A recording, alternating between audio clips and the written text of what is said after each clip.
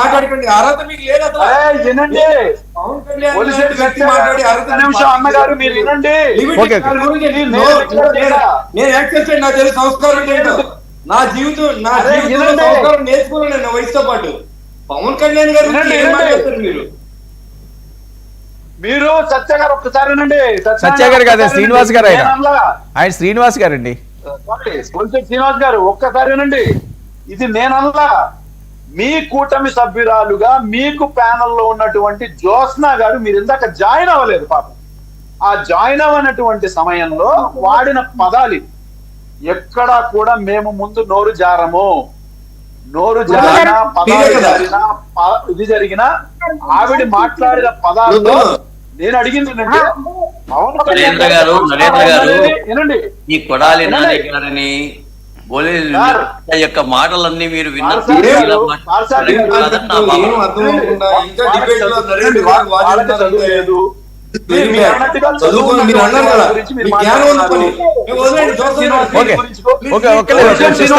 మాట్లాడినవన్నీ నేను ఇస్తాను, నోట్ చేసుకో.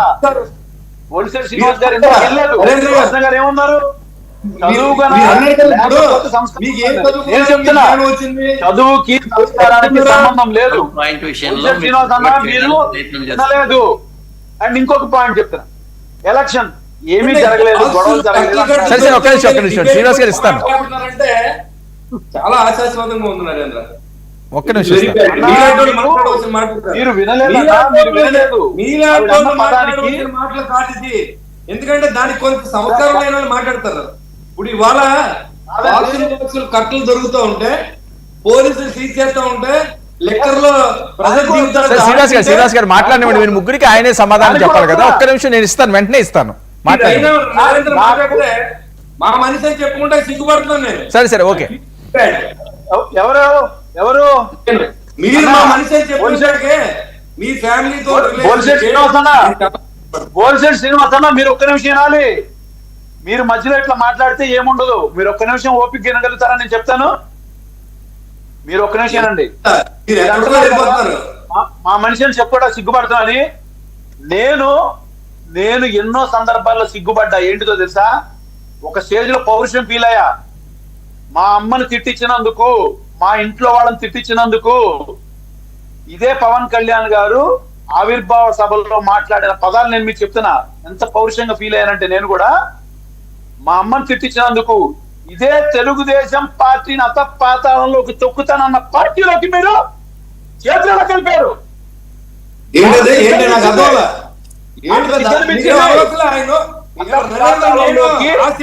తెలుగుదేశం పార్టీ పవన్ కళ్యాణ్ గారు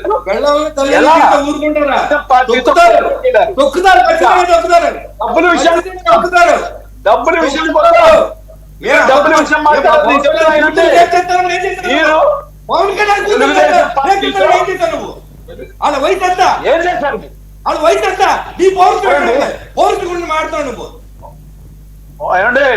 మీరు కాదు పడ్డ బాధలు. మేము 1988లో మేము పడ్డ బాధలు మీకు తెలుసా?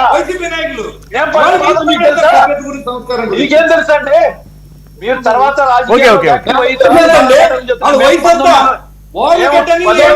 చదువుతున్నప్పుడే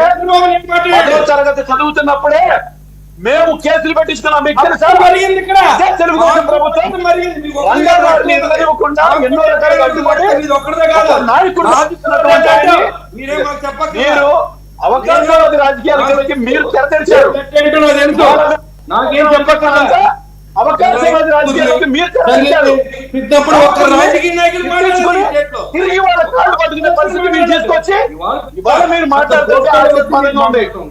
మీకు అవకాశం కోసం మీరు దగ్గరికి వెళ్ళారు. బాధగా అనిపిస్తుంది. మీరు తెలుగుదేశం పార్టీ దగ్గరికి వెళ్ళినందుకు బాధగా అనిపిస్తుంది. ఎందుకంటే నేను 10వ తరగతి చదువుతున్న సమయంలోనే మా కుటుంబం మీద ఎన్నో కేసులు పెట్టారు. నా మీద ఎంతమంది మీద దాడి చేశారు. మా నాన్నగారు ఉద్యోగం చేస్తుంటే తీసుకెళ్లి కేసులు పెట్టారు.